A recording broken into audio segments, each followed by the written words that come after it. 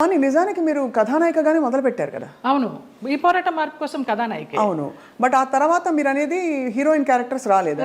ఏమీ రాలేదు.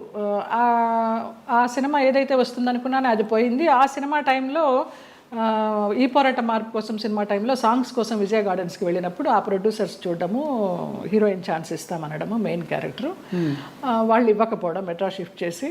అదే టైంలో నానా మలయాళం మ్యాగజైన్ వాళ్ళు నన్ను చూసి బాగుంది అమ్మాయి మలయాళానికి హీరోయిన్గా పనికొస్తుంది అనేసి వాళ్ళు నానా మ్యాగజైన్లో ఇంటర్వ్యూ తీసుకోవడము, అలాగా మలయాళం మూవీస్కి వెళ్ళడం జరిగిందనమాట. మలయాళం మూవీస్లో మరి చేస్తూ అంత మంచి ఇండస్ట్రీ కదా మలయాళం ఇండస్ట్రీ, మరి అక్కడ మీకు ఎక్కువ నిలదొక్కుని ఇప్పుడు ఎలా అయితే సూపర్ స్టార్స్ మనకు ఉంటారు అలాంటి అవకాశాలు రాక, లేకపోతే మీరు ఏదొచ్చినా పర్లేదు అని ఒక?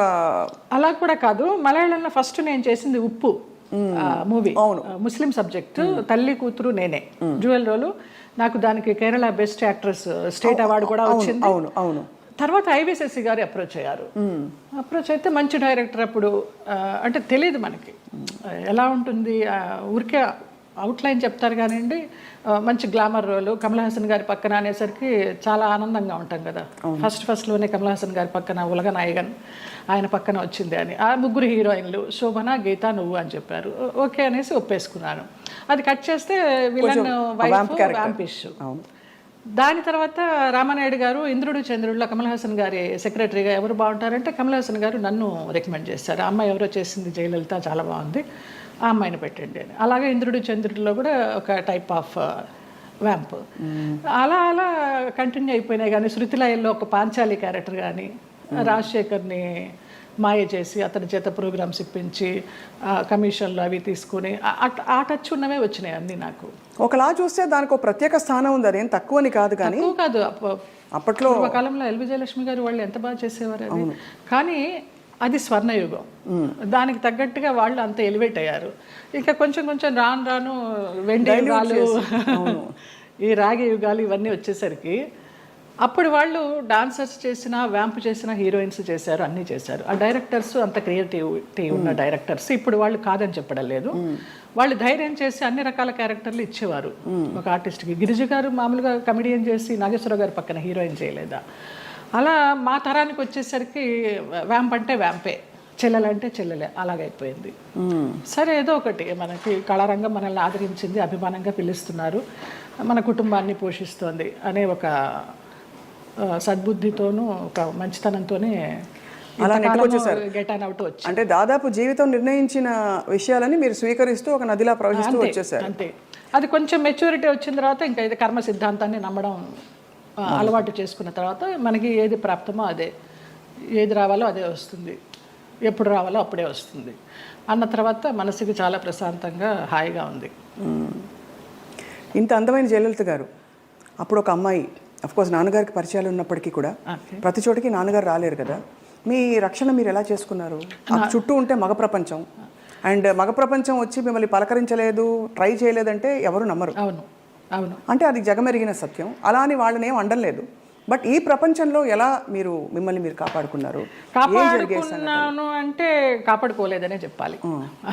కాపాడుకోలేదు, ఎందుకు అబద్ధం చెప్పడం. పరిస్థితులకు అనుగుణంగా వెళ్ళాను, అందువల్ల నేను పెద్ద ఇబ్బందులు ఏమీ ఎదుర్కోలేదు. కొంచెం ఫ్రెండ్లీగానే మూవ్ అవుతూ, నవ్వేస్తూ. అది వరకు ల్యాండ్లైన్లు ఉండేవి, ఫోన్లు, ల్యాండ్లైన్ తీసి పక్కన పెట్టేసేవాళ్ళం. అవుట్డోర్ వెళ్తే తలుపులు కొట్టేవారు. ఒక ఆర్టిస్ట్ అయితే నువ్వు తలుపు తీస్తావా లేకపోతే నేను ఇక్కడ ఊరేసుకొని చచ్చిపోనా అని అడిగాడు. పెద్ద ఆర్టిస్టా? పెద్ద ఆర్టిస్టే ఒక కాలంలో. అంటే ఎందుకు అడుగుతున్నానంటేనండి, మరి అది వాళ్ళు ఒక బంధం కోరుకున్నారా మీతో, లేక కేవలం? బంధం లేదు, ఏం లేదు. బాగుండేదాన్ని, యంగ్లో ఉన్నాను, మంచి పర్సనాలిటీ, వ్యాంప్ క్యారెక్టర్లు వేస్తున్నాను, కూడా అదే అయి ఉండొచ్చు అనే ఒక అపోహ. ఎలా తప్పించుకున్నారు? కొన్ని తప్పించుకున్నాను, కొన్ని తప్పించుకోలేకపోయాను. తప్పలేదు. అంటే మీరు నిర్ణయం తీసుకుని ఎవరైనా ఒక నిర్ణయం తీసుకుని ఇలా ఉంటే అది వాళ్ళ ఇష్టం. అది కానీ అయిష్టంగా బలవంతంగా గనక ఏ పరిస్థితిలోకి వెళ్ళినా కూడా అది బడి కావచ్చు, ఇంకోటి కావచ్చు, ఇటువంటి ఒక చాలా కష్టం కదండి. ఒకసారి అలాగే ఒక డైరెక్టర్ని రిజెక్ట్ చేశాను అనేసి అతను ఆ క్యారెక్టర్ కట్ చేసి పంపించేశారు. పర్లేదు అనుకున్నాను. అలా కూడా జరిగిన సందర్భాలు. ఆ రోజుల్లో ఎలా ఉండేది జయలలిత గారు మీకు? అంటే మనసులో ఇలా జరుగుతోందని ముందే తెలుసా? వాళ్ళు తలుపులు కొట్టేటప్పుడు భయం వేసేదా, లేకపోతే తెలుసు ఎలా తప్పించుకోవాలనే ఆలోచన తప్పించి ఆ భయాలు అవేమీ లేవు. తలుపులు బద్దలు కట్టలేరు. మన్నాడు ఏమన్నా అడిగినప్పుడు ఏదో దాటేస్తాం, ఏదో ఒక రీజన్ చెప్తాం. అవునా నిద్ర పట్టేసింది, ఫోన్ వినిపించలేదనో, తలుపు చప్పుడు వినిపించలేదనో, ఇలాగే మేనేజ్ చేసుకుంటూ కొన్ని తప్పించుకుంటూ కొన్ని తప్పించుకోలేక కొన్ని తప్పనిసరిగా. కష్టం, చాలా కష్టం. అయితే కష్టమని అనుకోలేదు. అంటే ఒకసారి పోయినా 100 సార్లు పోయినా పోయింది అంతే. ఇక మనకేం అది ఫీలింగ్ ఉండదు. అంటే కరెక్టేలేండి మీరు అన్నట్టు. అంటే ఆ టైంకి మీరు ప్రాక్టికల్గా సమాధాన పడిపోయారు అంతే దానికి. అంతే. ఒకటే ఏమో, నా వాళ్ళు బాగుండాలి.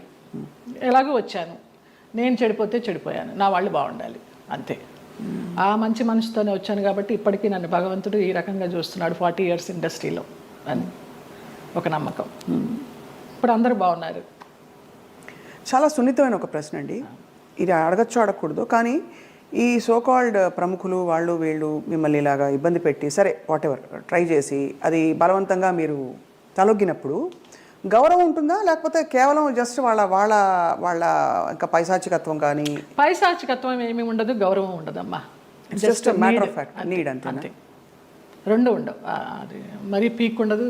కానీ అంటే ఎందుకు అడుగుతున్నానంటేనండి, ఆ టైంలో వాళ్ళ ప్రవర్తన కూడా ఒక ఒక గాయం చేస్తుంది కదా మనసులో. అట్లా నేను అబద్ధం చెప్పకూడదు, ఎవరు అలాగ ప్రవర్తించలేదు. పైశాచికము లేదు, ప్రేమ లేదు. ప్రేమ అసలు ఉండదు. ఒప్పుకొని వెళ్ళాము అంతవరకు. వాళ్ళ నీడ్ అయిపోయింది, వచ్చాము. తర్వాత ఎలా ఉండేవారు వీళ్ళందరూ? బాగానే ఉండే మామూలుగా. షార్ట్ అంటే షార్టే అంతే అంతే. సో అది అలాగా ఒక ప్రొఫెషనల్ సిస్టంలో దాదాపు ప్రతి హీరోయిన్కి, ప్రతి అందమైన నటికి ఇది సర్వసాధారణమైపోయిన పరిస్థితులు వచ్చాయి అనే ఒక బాధతో తప్ప మరీ మిమ్మల్ని ప్రోబ్ చేసి ఇబ్బంది పెట్టాలని కాదు జయలలిత గారు. అయ్యో లేదమ్మా.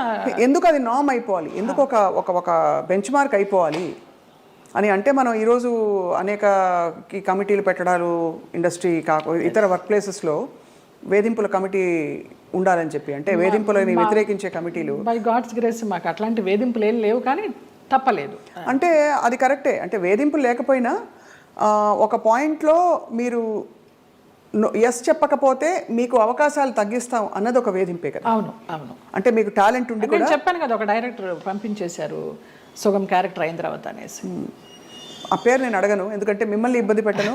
వారు గనక ఇంకా ఉండుంటే గనక ఇంకా ఇబ్బంది పెట్టను. లేరు, పోయినారా? Okay. Malayalam director. Okay okay.